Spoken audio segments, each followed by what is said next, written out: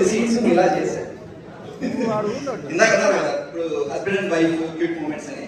So అవన్నీ మీ సినిమాలో లాగే ఉంటాయి సార్. కొద్దిగా సంక్రాంతికి వస్తున్నాం కైండ్.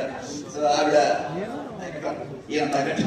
సో అది చాలా వరకు మీ నుంచి తీసుకుంది sir. Thank you so much.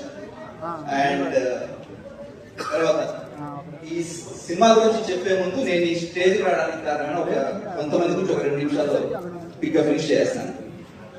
So BTech అయిపోగానే సినిమాకి వెళ్తానంటే కష్టపడి ఒప్పుకున్నాను. నాన్న ఏ రోజుకైనా ఒక సినిమా తీసి ఇల్లు కట్టేస్తాను అనుకున్నాను. మా ఊరికి వచ్చాయి కాబట్టి ఈ రోజు కన్నా సినిమా తీసేవాళ్ళు నమ్ముతుంది. ఇద్దరు చెల్లెళ్ళు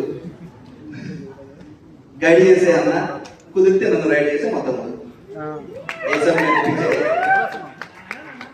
సో వీళ్ళ తర్వాత ఫ్యామిలీ తర్వాత నాకు ఇక్కడ ఈ రోజు ఈ స్థాయిలో ఉన్నానంటే కారణం రామ్జీ గారు. ఎవరు అనే సినిమా చేసిన డైరెక్టర్ ఆయన. సో అన్న